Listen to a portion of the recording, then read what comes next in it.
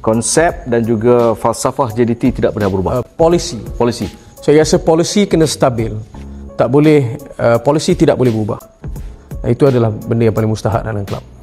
Antara momen yang best dengan Tengku Mahkota Johor? Banyak.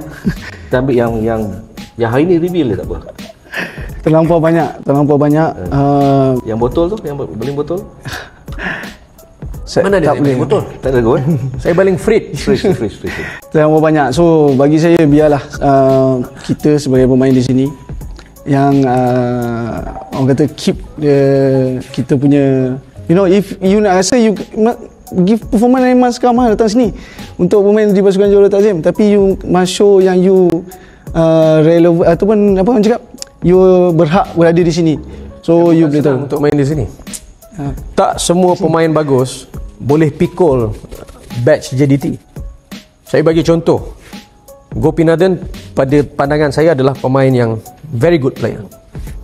Tapi masa kat sini dia tak boleh cope dengan sistem kita in training, dan kita nampak lepas tu dia berhijrah.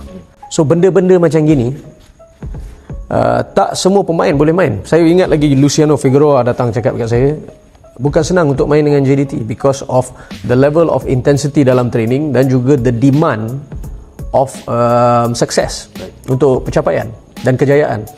Dia punya demand is besar. Jadi competition dalam squad pun is besar juga. Patut tak alihkan sikit kepada bagaimana harmoninya keluarga JDT ni.